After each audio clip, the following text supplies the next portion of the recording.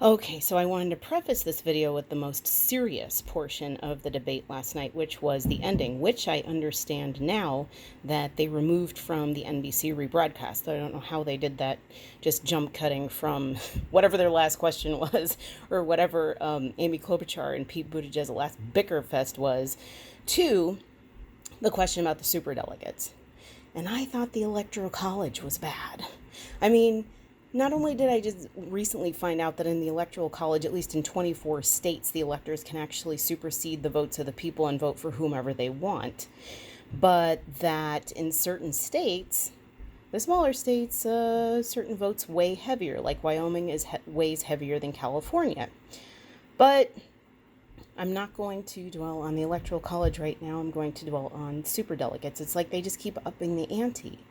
And I know this is a buzz on all the indie left media channels of late, and that is that everybody on this stage voted to have the superdelegates supersede and take over at the DNC, except for Bernie Sanders. And he argued, rightly so, that he feels that the will of the people should be done, and I do too. As I said, the Electoral College is already bad enough, and it's just such a good way that they can finagle votes and vote for whomever they want. And I'm really convinced that all they want is a plutocrat. Mike Bloomberg is no Democrat. Let's just face it. They're not running. If he runs against Trump, they're not going to be running a Democrat against a Democrat. They'll be running pretty much the first known Republican against a Republican. But hopefully it won't come to that.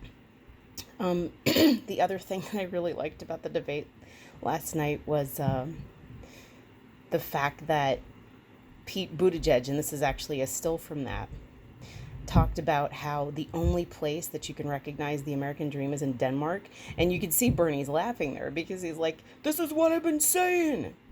So I just really liked that possibly unintentional or intentional nod from Buttigieg that, yeah, what Bernie wants to do by trying to make the U.S. more like Denmark is really sound and assured thing. I mean, not a sure thing, but it'll help assure us of, I think, a better life. And I've lived in Denmark, folks, so I had a really good experience there. Medical care was a breeze.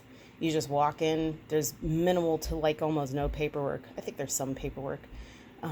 It was a while ago, but you show your ID, you go in, you get checked, you leave. It's really low key.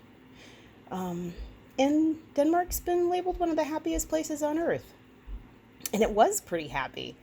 I went to an American-speaking school in Denmark, and every day after I went to that school, I had a season pass to Tivoli Gardens, and I would go to this amusement park almost every day after school, and they had gardens and just a ballet theater, and they had an opera house, and then, of course, they had all the things that Disneyland had, and it was just really high-quality, high-tech stuff for what they had. And I'm not putting everything about Denmark on Tivoli, but it was just a really good experience and good time. So, be not afraid of Denmark or the state of Denmark. Do we have a Danish state in the U.S.? No. All right, on to the video. So here's my quick take on last night's debates, and I know you've all been waiting for it with bated breath, or would that be debated breath? Because you're not really sure if you were waiting for it. All 14 of you. But anyway, the debate, of course, the debate set, of course, was, as always, gorgeous. The stage is always shiny, shiny, shiny, blue, blue, blue. That'd be weird if the stage was shiny red. It would look like you had kind of descended into hell. Although I wonder if the Republican debates are that way.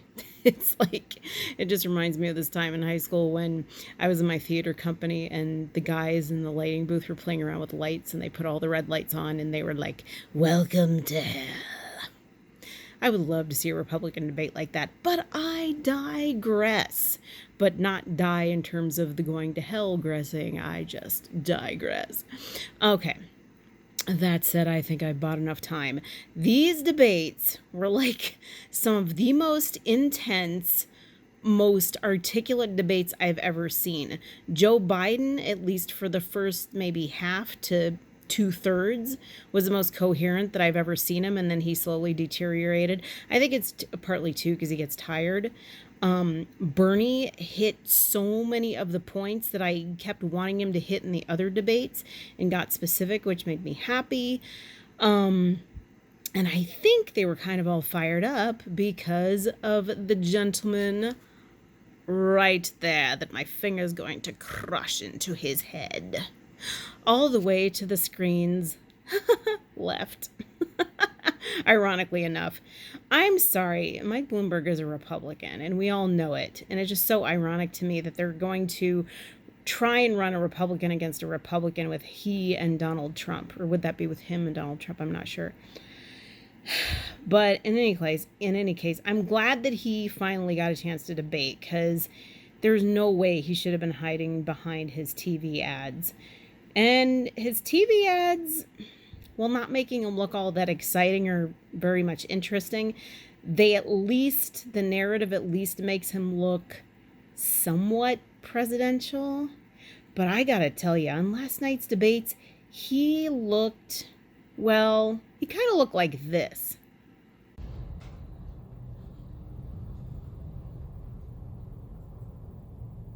Okay. And just one last thing. Since I have a small channel, and since YouTube won't let me do an over 15-minute video, we're going to have to take a little bit of an intermission between the first portion of the debate analysis, or not really analysis, but commentary, and the second portion of the debate commentary. But to just enjoy this 2 seconds more of Monty Python-esque music, which at certain times it did feel like a Monty Python sketch. Particularly between Buttigieg and Klobuchar. Oh, now, Peter, you can't do what you're doing.